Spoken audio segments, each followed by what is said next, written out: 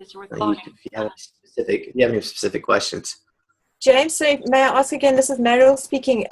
You're aware of Corey Good? Yes. Yeah, I am too. And I am too. I think. What is your take on him? Well, I mean, I think he's legit for sure. Yeah, as far as if can I really add anything to that? I mean, he certainly confirms what Captain K, Randy Kramer has talked about. And then my guy Richard, who was in the Deep Space Force or Fleet, I'm sorry, DSF, and he was an engineer. He worked on the ships. And as far as the groups that I was connected with, I believe mine are actually a mixture of reptilian and Palladian renegades. Well, the reptilians are the renegades.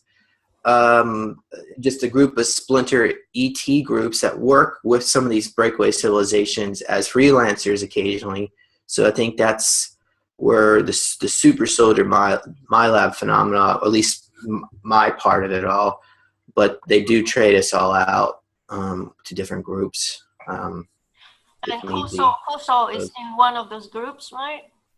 He's not in yeah, I mean, I can't really obviously speak for him, but I mean, he has expressed to me that he believes that he might have been possibly used by the Air Force, although he has never really quite gone into detail about it. I think it would be better if Kuso was to talk about it, so I don't say anything that's inaccurate. But yeah, I mean, it is my belief that he was probably targeted because he does seem to have clairvoyant abilities. As of his Magrav communication device, so the military would obviously find someone like that extremely useful for their projects. So that explains it. Why he has a talking Magrav. Yeah, we have another member who's here as well. Okay. Late, but after work, right? This is Bart. Introduce yourself. Introduce yourself to the rest. Hi. There are about 10 of us now. Yeah. Hi there, people. Yeah. Your name and. My name is Shola. Shola is here, and he has been here for the last few meetings as well.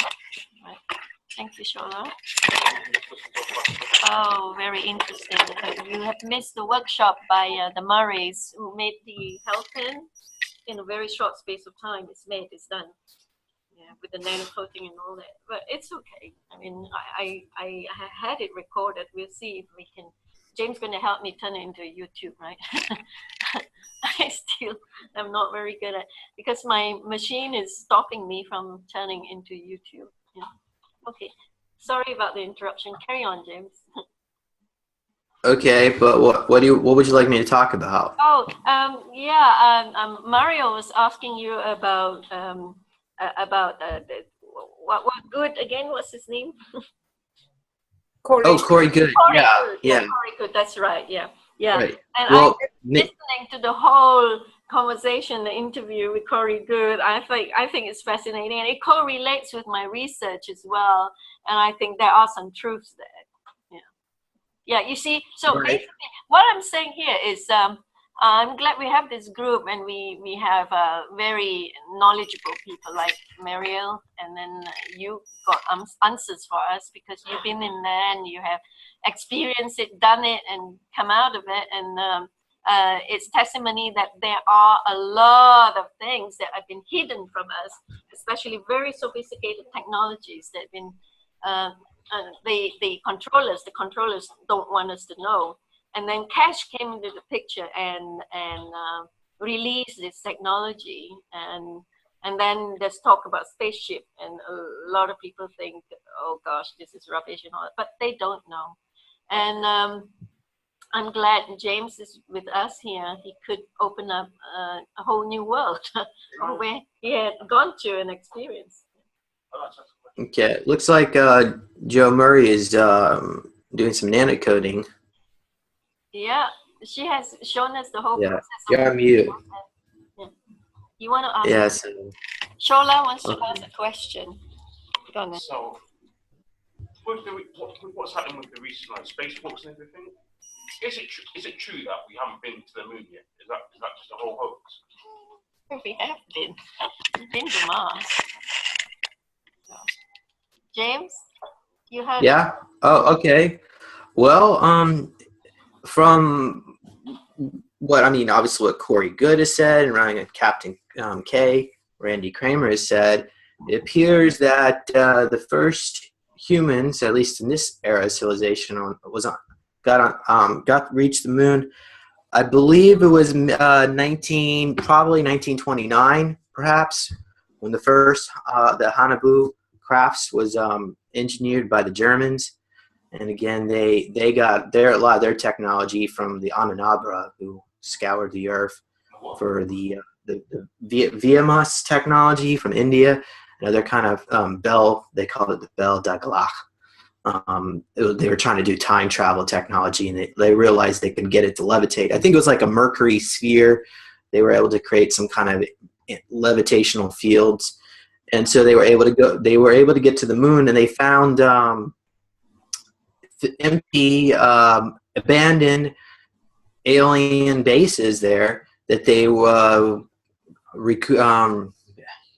renovated to create. I think they called it LOC, Lunar Operations Command.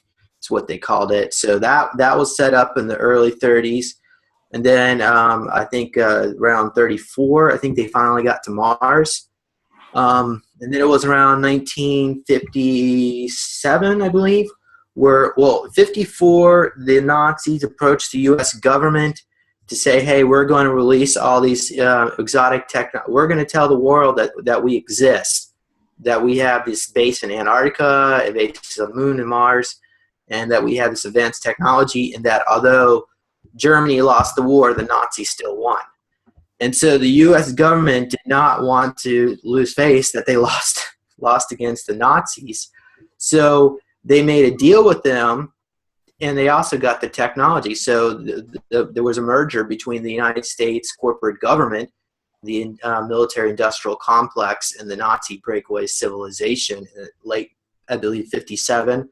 And at that point, that's when we started seeing a lot of shenanigans going on. I think Betty and Barney Hill, one of the first classic UFO cases. Maybe some people don't. Oh, I don't even know if I'm supposed to say this, but the guy suffered from gonorrhea. He got gonorrhea from his contacts.